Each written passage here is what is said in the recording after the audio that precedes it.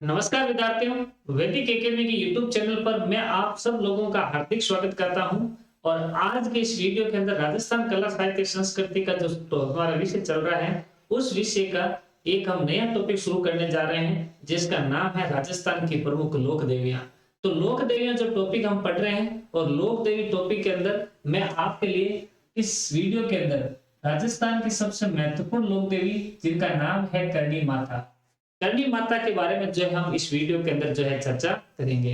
आप इस मेरे वीडियो को ज्यादा से ज्यादा शेयर करना ना भूलें। तो दोस्तों, हम बात करते हैं राजस्थान की प्रमुख लोक देवी, जिनका नाम है करणी माता। करणी माता के बारे में हम जब चर्चा करते हैं, तो करणी माता का सबसे पहले इनका जन्म कहाँ हुआ था। तो आपको जो है करणी माता का जन्म स्थान अगर पूछा जाए, तो याद रखना मेरे प्यारे विद्यार्थियों, इनका जन्म हुआ था सुआप गांव के अंदर। सुआप गांव जो है वर्तमान के अंदर पड़ता है फड़ौदी तहसील में, और फड़ौदी तहसील जो है वर्तमान के अंदर जो है जोधपुर जिले में। तो आपसे सवाल जो है ये पूछा जाएगा, करणी माता का जन्म जोधपुर जिले की फड़ौदी तहसील के सुआब गांव के अंदर करणी माता का जन्म होता है। कहते हैं कि करणी माता के जो पिताजी हैं, इनके पिता का नाम था मेहाजी। मेहाजी चारण परिवार के अंदर इनका जन्म हुआ है। करणी माता जो है चारण परिवार के अंदर जो है इनका जन्म होता है। और करणी माता का जो वास्तविक नाम है, वास्तविक नाम वास्तविक नाम था रिद्धिबाई। रिद्धिबाई, या हम कह सकते हैं रिद्धुबाई। रिद्धिबाई या रिद्धुबाई। करणी माता का जो बचपन का नाम था, वास्तविक जो नाम था, वो था रिद्धुबाई या रिद्धिबाई।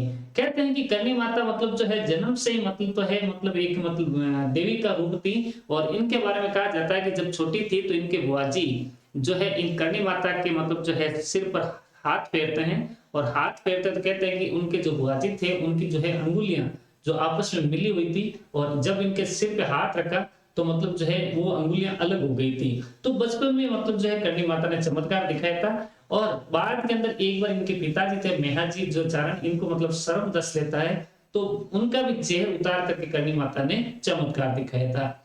करणी माता जो कहते हैं कि इन्होंने जो भक्ति की थी, इनकी जो इष्ट देवी थी वो थी तेमट राय। तेमट राय तेमट राय देवी की जो है ये पूजा करती थी, इसलिए देशनो गांव के अंदर जो है तेमट राय का मंदिर भी है। और कहते हैं कि करणी माता मतलब जो है सुआब गांव के बाद ये सिद्ध मतलब जो है देशनोक नगर आ जाती है। और आकर के देशनोक के अंदर जो आकर के ये भक्ति करती है, और देशनोक कस्बे की ये स्थापना करती है।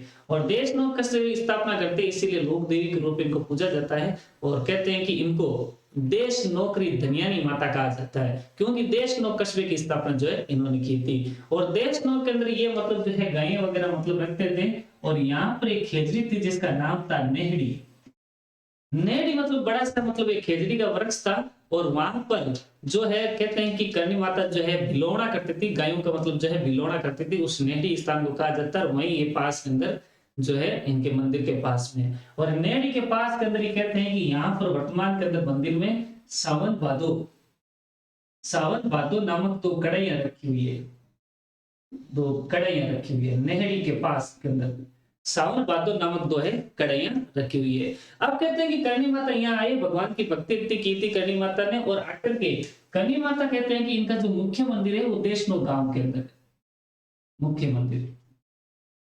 मुख्य मंदिर जो है वो देशनो गांव के अंदर है। और इस मुख्य मंदिर का जो निर्माता है, कहते हैं कि मंदिर का जो निर्माण है बीकानेर के शासक कर्ण सिंह ने करवाया था।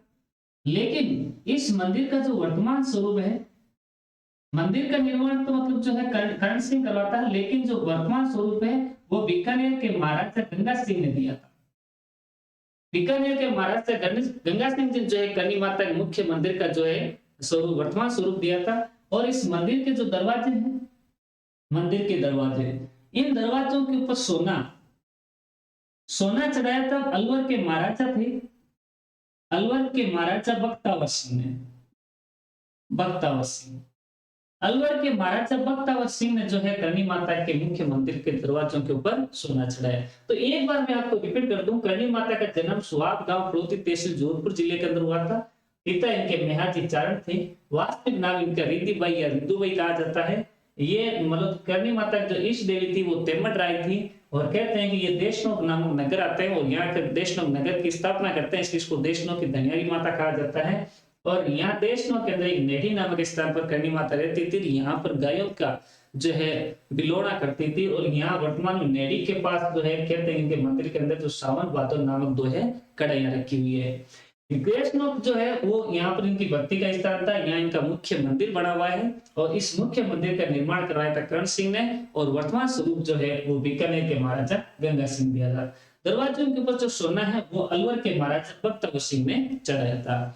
करनी माता के बारे में हम देखें तो अगली बातें हम करते करनी माता के बारे में।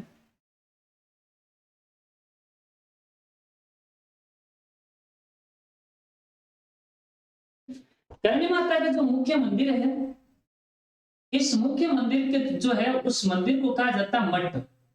करनी माता की इस मंदिर को कहा जाता है मठ। करनी माता के मंदिर को मठ कहा जाता है। और कहते हैं कि करनी माता के मंदिर के जब श्रद्धालु जाते हैं तो वहां पर सफेद चूहे होते हैं और इन सफेद चूहों को मतलब जो है दर्शन शुभ माने जाते हैं। सफेद चूहों के दर्शन शुभ माने जाते हैं और इन सफेद चूहों को कहा जाता है काबा। सफेद चूहों के दर्शन किए जाते हैं करनी माता के मंदिर में और इन सफेद चूहों को कहा जाता है काबा। और इनका जो मंदिर होता है उसको क्या कहा जाता है, मठ कहा जाता है। और कहते हैं कि करनी माता का जो मेला है ये प्रतिवर्ष नवरात्रों के अंदर लगता है। चैत्र और आश्विन इन दोनों नवरात्रों के अंदर जो है इनका मेला लगता है। करनी माता का मेला जो है वो चैत्र और आश्विन महीनों में लगता है। करनी माता को कहते हैं कि बीकानेर की करनी माता बीकानेर के राठौड़ राजवंश की, राठौड़ शासकों की इष्ट देवी मानी जाती है। इष्ट देवी मानी जाती है। हमारे मारवाड़ के अंदर राठौड़ राजवंश के ऊपर सर्वाधिक अगर किसी का प्रभाव रहा है तो वो करनी माता का रहा है। और कहते हैं कि करनी माता के आशीर्वाद से ही मतलब जो है राव जोधा ने जो है मेहरानगढ़ किले की नींव रखी थी। और मेहरानगढ़ किले की नींव जो है वो करनी माता के हाथ से रखी गई है।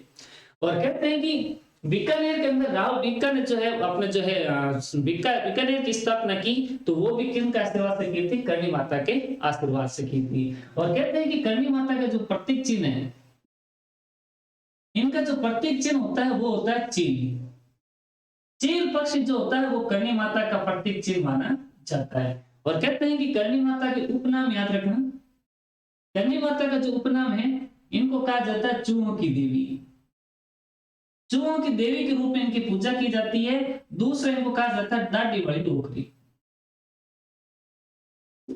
दाढ़ी वाली डोकरी, दाढ़ी वाली डोकरी, दाढ़ी वाली डोकरी में मतलब जो है करनी माता को कहा जाता है। ऐसा कहा जाता है कि करनी माता कम से कम 151 साल तक मतलब जो है धरती पे रहे थे, जिंदा रहे थे। और तो ये बूढ़े हो गए तो मतलब इनके चेहरे के ऊपर जो है दाढ़ी आ जाती है तो लोग इनको जो है दाढ़ी वाली डोकरी के नाम से भी पूछते हैं। चूहों की देवी तो इसलिए कहते हैं कि भाई करनी माता की एक बहन थी जिसका नाम था गुलाब कंवर। गुलाब कंवर करनी माता की बहन थी गुलाब कंवर और गुलाब कंवर का बेटा था लक्ष्मण, लखन। लखन करनी माता का मतलब ये कहते हैं कि करनी माता ने इसको अपना गोद लिया तो ये दत्तक पुत्र था। करनी माता का ये दत्तक पुत्र था। और ऐसा कहा जाता है कि ये जो लखन था ये एक बार अपने बीकानेर के अंदर एक जगह पड़ती है कोलायत।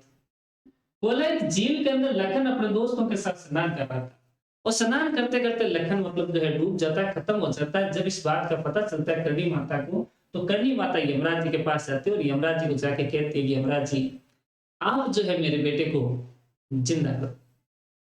करनी माता मतलब जाती है यमराज जी के पास तो यमराज जी इनको कहते हैं कि करनी धरती लोक से अगर किसी जीव को एक बार लेके आते हैं तो उसको वापस जिंदा नहीं किया जाता।